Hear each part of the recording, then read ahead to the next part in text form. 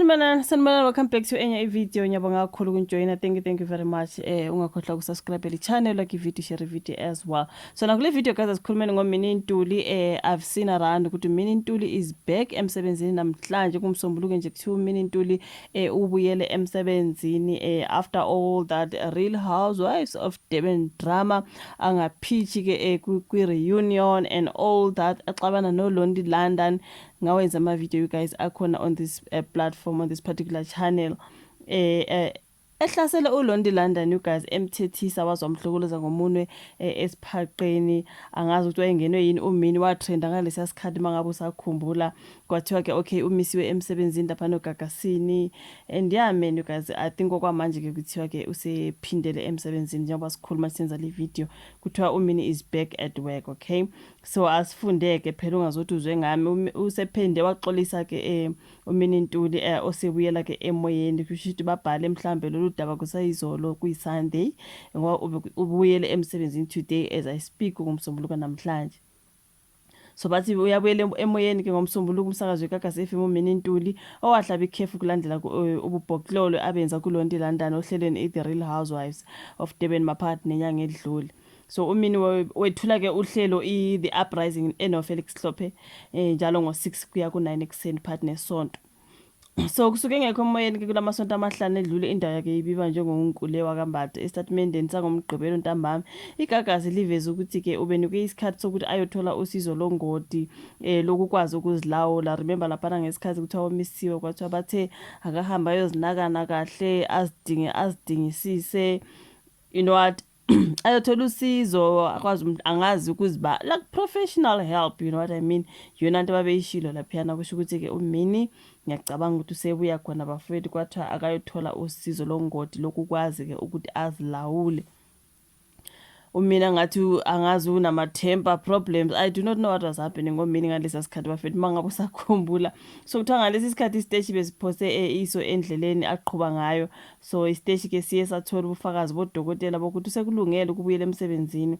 So ngasohlangothini lwezomthetho ke isiteshi sithole ngabameli bakaNtuli ukuthi azikho izinyathelo zomthetho athathela zona kusho iGagasi, which means there are no steps that they are taking against ke uMinnie Ntuli usebuya wabuyela emsebenzini ukuthi usehambe nje wasicabangisisa wadinga usizo okwakhe nje ukuthi abuyele emsebenzini.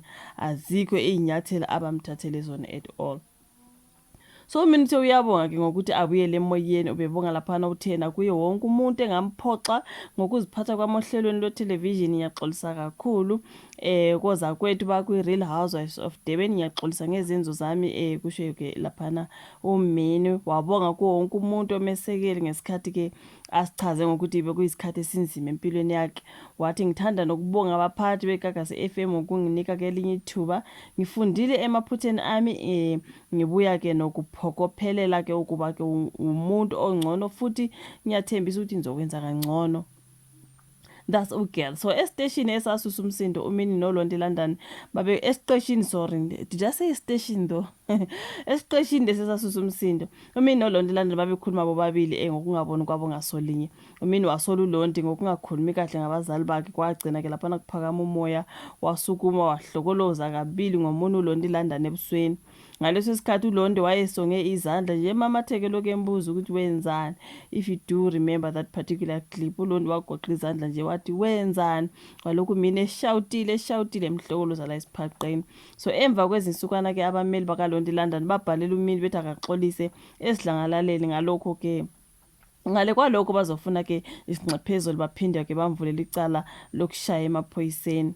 So ngagcina lapha nabantu bithi uMinnie akaxolisanga intoni ke hayi kwaba kuningi ngoMinnie ke asibonge ke maye wakwazi ke ukuthi aphindele emsebenzini kasi deserves ukuthi asebenze. Ngiyakhumbula abantu lapha nabe boycott bethi uMinnie asimxoshise emsebenzini asithini kodwa thina abanye sathi hayibo guys like honestly hayi ukuxoshisa umuntu emsebenzini kusuke kube otherwise, you know, akakhuzwe.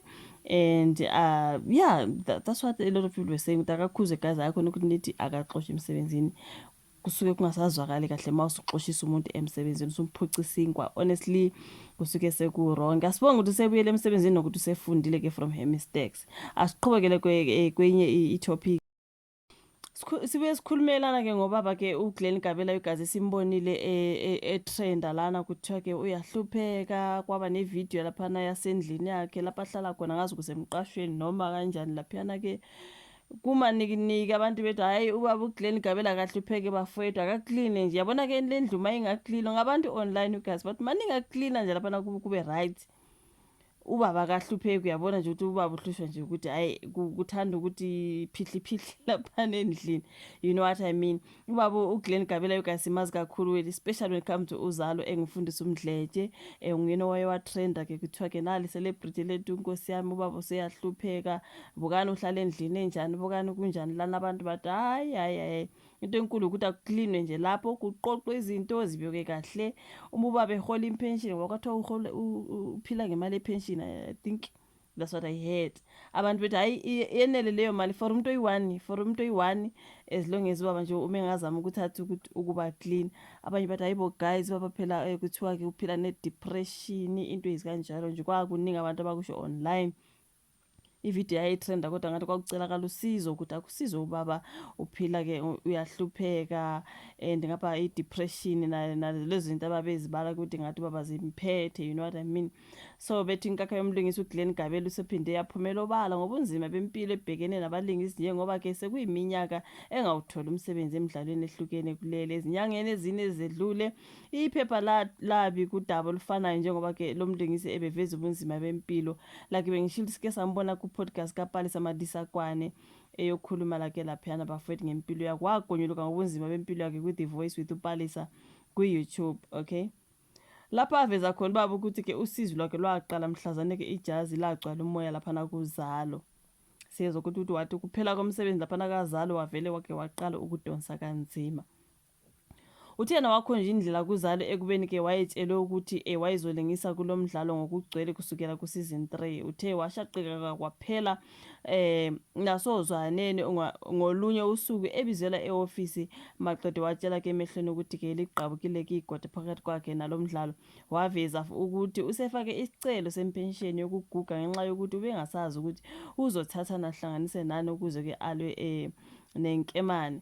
So now kwivideo yakamva nje ubaba uvela ecelelwa usizo ngwesifazane obemlethele ukudla wathi ke lenkakhe iphila kanzima njengoba ke ngisho ifridge layo ngesikhathi elivula beligcwele nje izigubhu zamanzi ingena lutho.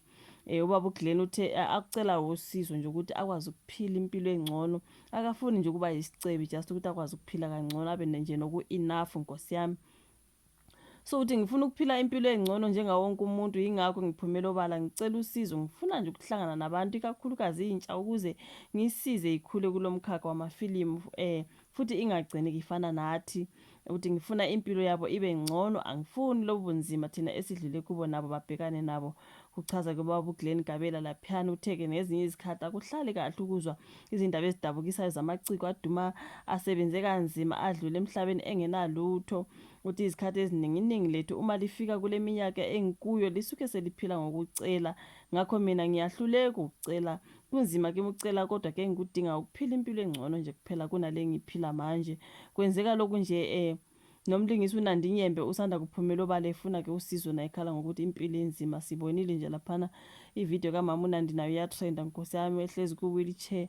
Ethi bakithi angifuni ukucela, ngicela niphene nje limphene nje umsebenzi ngisebenza. Abantu bathi hawu mama ngoba nakuhleli ku wheelchair uyosebenza kanjani Nkosi. Kodwa kunzima bafowethu. Hayi eminye imidlalo ke laphana ubaba uGlenn Gabela sambona kuyo I think uShaka Zulu bathi ngo-1986 waye laphana kuShaka Zulu. iGenerations nayo isidingo iBackstage, iMy Brother's Keeper, izingane zobaba izolile neMall of Fish.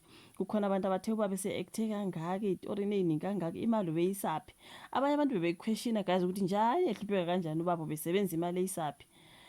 Kuningi abanye bethi guys abaholi Nkosi yami abaholi nabo bafana nathi nje ukuthi uma usebenzile imali mayihola inezidingo zayo, nabantwana bayafunda unalokhu uyakhokhela unalokhu uyakhokhela. Uvela uthi mayihola inezidingo zayo Nkosi yami uyise la kumele iye khona usalungena lutho. I think ikhona ubaba naye kade kumvelela Nkosi yami bakithi angazi bafethu asethembe uyolithola ke usizo ubaba uGlenn Gabela esimazi ngomfundisi umdletshe kuzalo. Ngiyabonga kakhulu ukuthi ubuka ivideo, ngicela uphinde usubscribe, ulike, ushare bese siyabonana kwezayo. Bye.